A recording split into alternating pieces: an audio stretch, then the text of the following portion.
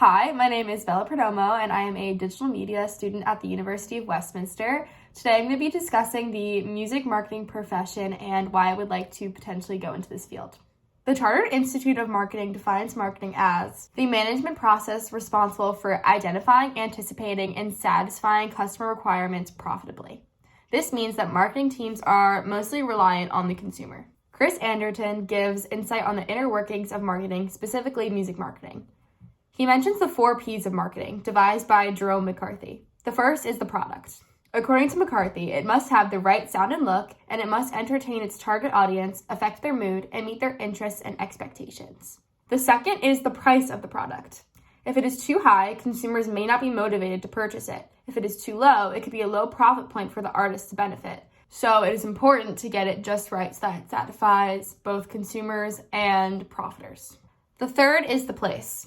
This refers to how customers will access the product, and marketers must ensure that music, merchandise, and tickets are all available through the most appropriate channels for their target market to access them, and in a timely fashion to allow maximum impact related to marketing. One example of the possible failure of said marketing maneuver could be the Taylor Swift Eras Tour Ticketmaster experience. The tickets were not available for easy access for consumers, which caused a ton of discourse and led to Ticketmaster being sued. This is just kind of an example of how companies have to really be smart with their marketing maneuvers and also making sure that they're doing this correctly, because if not, it could have consequences and lead to a lot of issues for the company itself. The fourth and last is promotion. Promotion is required to tell the target audience that the product is available. So this just means that you have to kind of market yourself to the audience, let them know that the product is available, and make sure that they're aware of it. And this also has to be done through appropriate media channels, so it makes sure that it's getting out to the right audience in the right manner. So I decided to focus on Spotify as a brand to dissect their marketing practices and determine what makes them so successful.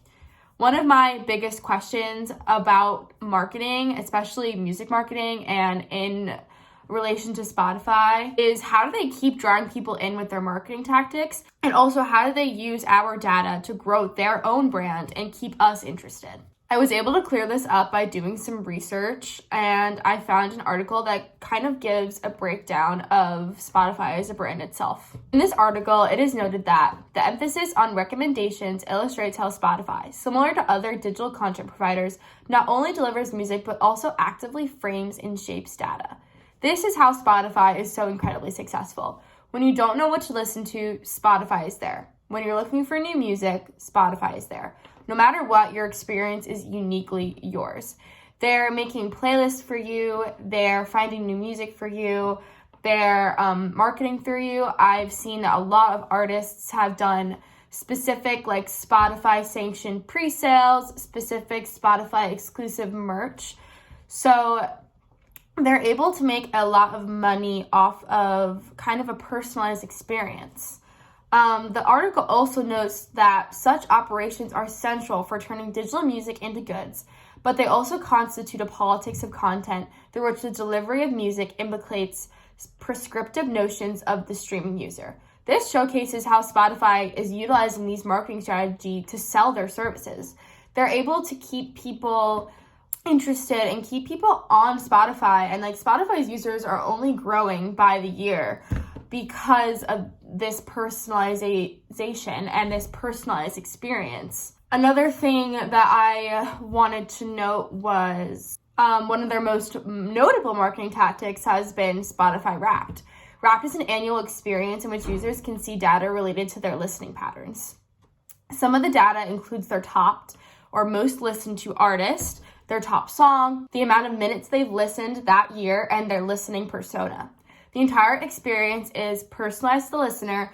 That includes background music during the Wrapped experience. So the background music will actually be some of your top songs from the year, which I think personally is really cool because you're able to have this whole experience that's uniquely yours. It can be argued that this is how Spotify is able to recruit new listeners and keep their current listeners. because I know that whenever I do my Wrapped for the year, I post it on my Instagram stories, I post it on my Snapchat.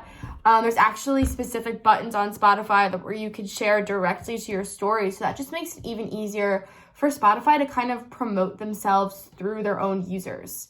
And then furthermore, Spotify is always shaping their interface to that of the user's preference through playlists and mixes, and Spotify caters to each individual user.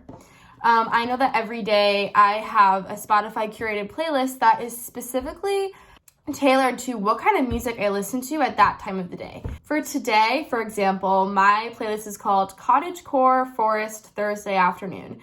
And apparently I listen to Power Ballad and Yearning on Thursday afternoon. So it gives me kind of music under that genre that I've already listened to before. On top of that, there's also new music that I've never listened to before.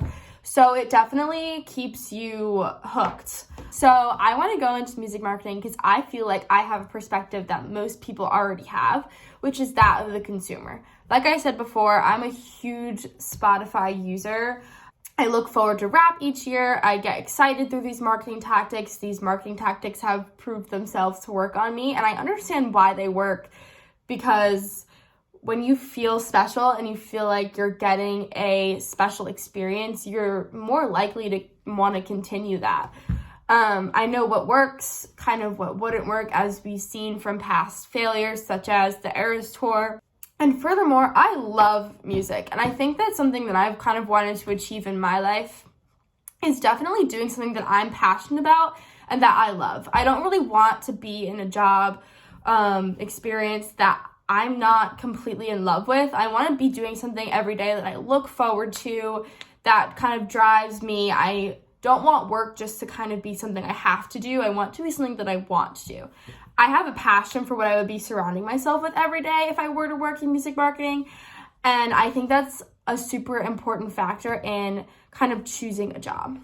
And then also another thing is I kind of also have grown up around it. My mom worked for MTV, Sony, and SiriusXM, so I've been surrounded kind of by this music marketing experience my entire life, and I kind of fell in love with the media industry in general because of my mom. And from being exposed to the music industry at such a young age, I also have been able to grow my passion for it.